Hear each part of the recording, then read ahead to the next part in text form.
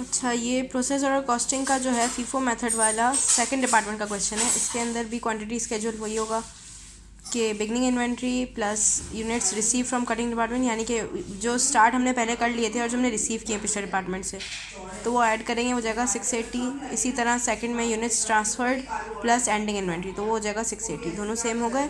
उसके बाद second equivalent unit schedule में जो है क्या डिफरेंस आएगा, वही चीज़ पहले हमने क्या किया था, ट्रांसफ़र आउट से हमने माइनस क्या किया था, बिगनिंग, सही है, तो आ गया 400। अब हम 400 के बाद फिर जो है हम ऐड करेंगे ending inventory according to completion.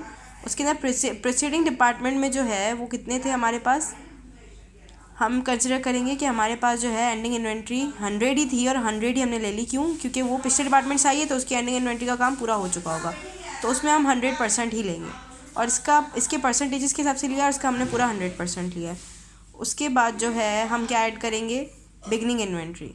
हमने इन अमाउंट्स को हमने ऐड किया। इसके अंदर 400 को हमने मटेरियल के हिसाब से, लेबर के हिसाब से, ओवरहेड के हिसाब से ऐड किया, तो ये क्या हो गया, यहाँ पे मैं प्रीसीडिंग का लिखना भूल गया, उसका भी 500 बनेगा। तो ये total equivalent units before beginning inventory आ गए हमारे पास। अब हमें बिगनिंग इन्वेंट्री की परसेंटेज दी हुई है, तो मैंने क्या बताया था कि इसके अंदर दो मेथड थे, या तो आप बिगनिंग इन्वेंट्री ऐड कर दो या तो आप जो है जितनी कंप्लीट नहीं हुई है वो ऐड करो। तो ये जो है 60%, हमें ये पता चला कि 40% हो चुकी थी, तो 40% माइनस करेंगे 100 में से तो 60% रहती है, तो हम 60% ले लेंगे 180 यूनिट्स का। इसी तरह हम सबका की परसेंटेज ऑफ नॉन कंप्लीशन ले लेंगे यहाँ पे, और फिर हम इनको ऐड कर देंगे किसके अंदर, मटेरियल लेबर ओवरहेड के अंदर, तो ये हमारे पास टोटल इक्विवेलेंट यूनिट्स आ जाएंगे।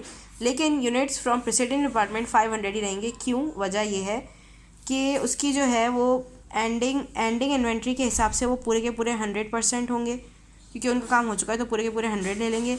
और बिगनिंग की उसकी होगी नहीं। क्यों बिगनिंग इसलिए नहीं होगी, क्योंकि वो पुराने ही डिपार्टमेंट से आया है, फ्रॉम प्रीसीडिंग डिपार्टमेंट, यानी कि वो पुराने डिपार्टमेंट से हमारे पास सेकंड डिपार्टमेंट में आया है ना, तो उसकी कोई बिगनिंग इन्वेंट्री नहीं होगी, तो इसलिए हम इसको 500 कंसिडर करेंगे।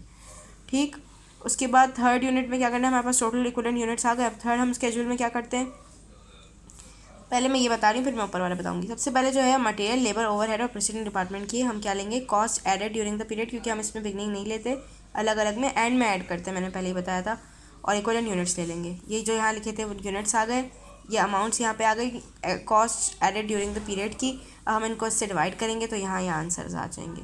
तो ये जो है ये तीनों इसके आंसर आ गए। अच्छा, ये जो है ना प्रीसीडिंग डिपार्टमेंट की कॉस्ट हमें नहीं दी हुई है ड्यूरिंग द पीरियड की, तो हमें ये खुद कैलकुलेट करनी है। कैसे?